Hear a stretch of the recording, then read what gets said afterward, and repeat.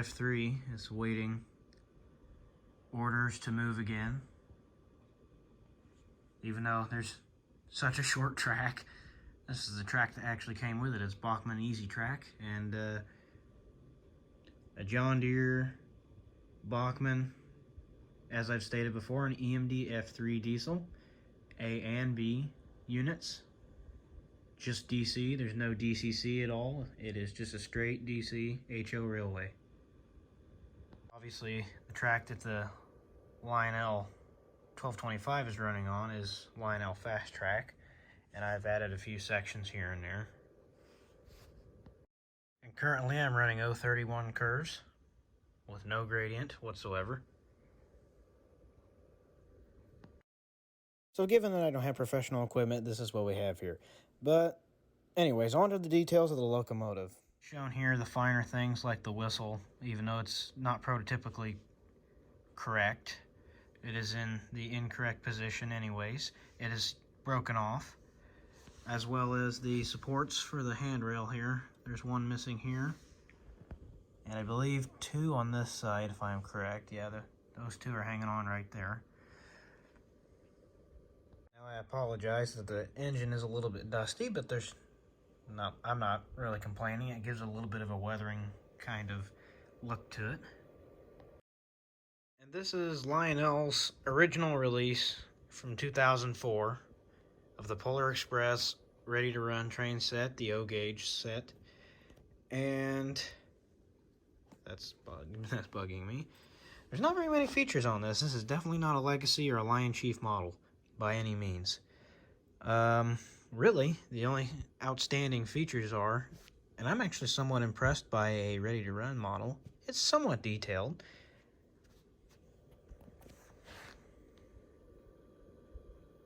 It's mostly die-cast detailing, but there are a couple separately applied details like the handrails, the bell, which as you saw earlier spins freely, marker lights, a working headlight, no front coupler. It does have a functioning rear coupler though, however, on the back side. Separately applied grab irons on the tender. Model features 2 traction tires, one on each side on the rear driver. And my track's a little bit separated there. You can tell that's a new piece of track and the old piece that came with the set. This is actually purchased in 2007. This is the underside of the locomotive, and to take it apart is quite simple. I'd have to read in the manual again, and there's a bit of rust on that screw actually. That's kind of impressive. But 2 screws in the rear. I believe there's a couple up there. There's all the circuitry and whatnot there. All the valve gear, rods. Typical O gauge pickups right there. Normal drawbar, nothing to rave about there. Running the locomotive is actually relatively simple, and in this case, it features a 3-speed, as I'm going to call it, a forward, neutral, and reverse. Seating going and forward, you can just shut the throttle off and it goes and stops. If you apply current the next time, it'll be in neutral. Shut the current off and apply it again, now you're in reverse. Pretty simple. I haven't been a fan of is the variable lighting with the alternate current that this provides, but then again, this is definitely no professional grade locomotive and it's meant for kids. So at that rate, you can expect to have different lighting levels and actual glowing marker light, which are shown here. Sorry about that little buzz on the screen.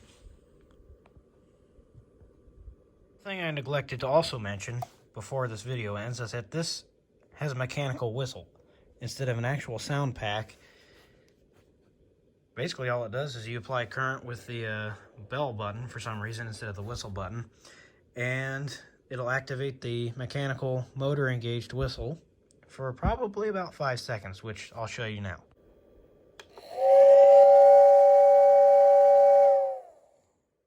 So 4 seconds or so, 3, 4.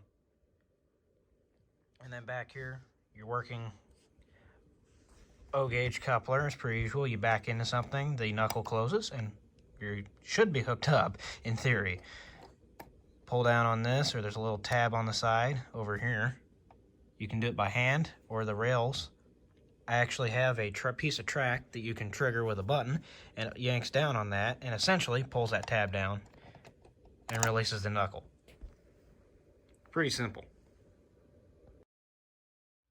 I do happen to have the rest of the box of all the contents, and actually I have an additional 2 cars if I remember correctly, and the other 3 are stock with the set.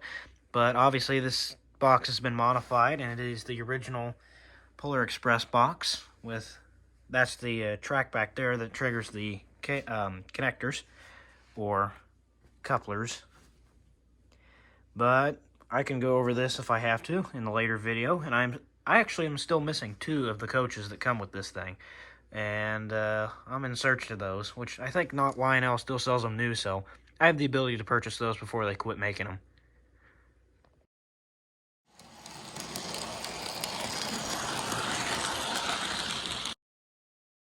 So the engine usually resides up here on my collection of antiques and RMS Titanic memorabilia, more like. But if anybody wants to see a video of that, I can always make that. My main focus is on these guys, however. And usually it sits on some track, but obviously my track's all intact down there, so at the moment there is no track for it to sit on. And this guy is a different story of its own. But it's the same thing as the other F3 diesel down there on the track. It is an EMD F3, and it's missing a rear coupler, and the horns are busted off, and I think one of the ladders is about to come off on this thing, if I remember correctly. Yeah, that guy back there. So, at any rate, that's another story for another time. If you guys show any interest in this thing, go ahead and give it a like and subscribe, please. It shows your support, and means I should make some videos. This is the first video, so I don't expect it to really take off any, but if it does, thanks for all the views and whatever else you guys contribute. Thanks for watching. One thing I'm also going to suggest is that I also have a different set of cars that run behind my Bachmann set to make the train a little bit longer of John Deere memorabilia in HO scale. But at the moment, it's Aethern, and it all comes in this set right here, which is also another video for another time.